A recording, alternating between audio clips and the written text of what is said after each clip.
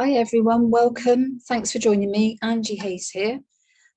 Just hopping on with a very quick video for me. It's only about 5 minutes, hopefully, but it's answering a question that comes up a lot, and it's come up a lot recently for me, certainly when I'm talking to prospective clients who want to find out a bit more about how therapy can help them, or even to people who are just interested in what I do for a living. And that question is, can therapy fix my problems? And the short answer is, no, it can't. But this isn't the world's shortest video, and I do have more to say on it. You may be pleased or not to hear.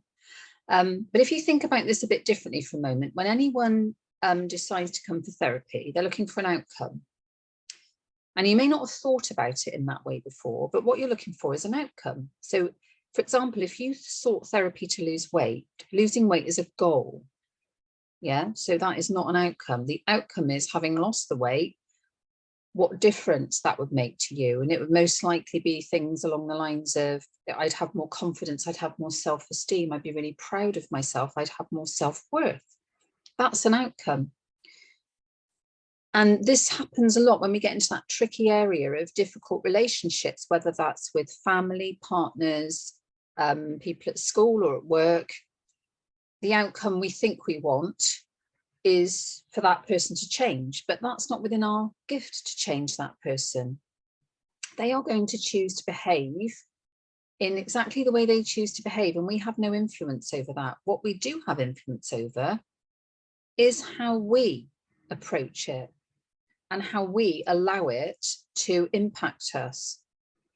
So the outcome you most likely may want in that situation is a way in which you can feel comfortable with being uncomfortable and feel that you have a level of control in that situation. So you don't have to be putting up with bad behavior. You have options of dealing with it. So this is where it gets a bit tricky then, doesn't it? Because I can't give you an outcome. Nobody can lose the weight for you. Nobody can make that person change. And certainly if you're dealing with anxiety, for example, you want to be at peace, I can't give you peace.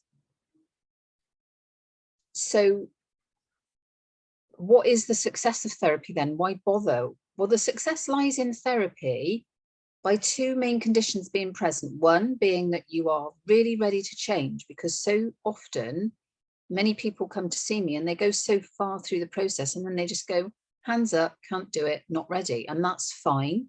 I'm not here to judge those people, because change can be quite difficult for us. And we need to be ready to implement it at a pace and rate that's right for us.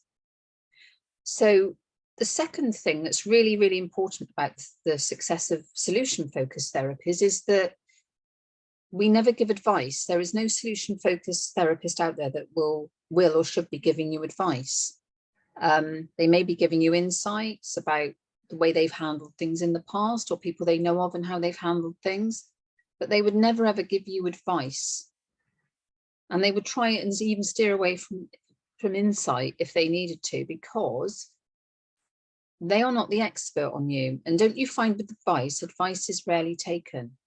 And advice is rarely taken because it doesn't resonate with you. It's the advice comes from the place of the person giving you the advice and how they would deal with a given situation, but it's not your way. So you are the expert on you, and only you know what is best for you. So no therapist is going to try and advise you or tell you the answers or give you those answers. We need to find those answers. We need to find the answers to build collaboratively together the strategy for dealing with the problem or the issue that you are comfortable to go away and execute and deliver.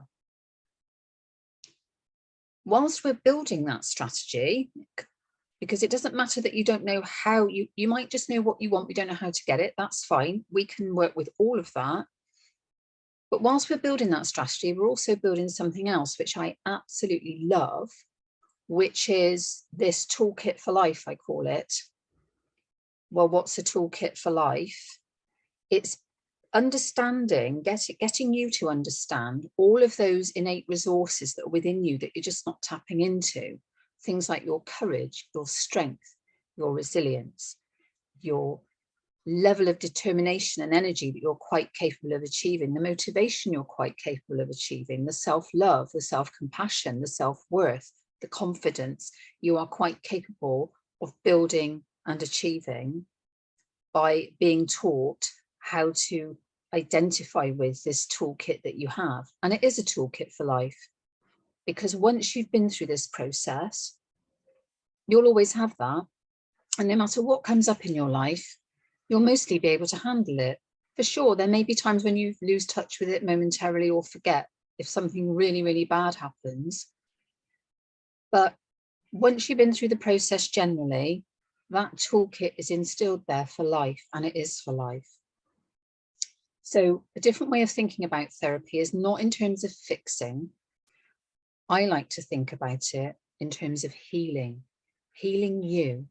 The mantra on my website and the mantra I live by is that if you can heal the person, that empowers them to fix their own problems.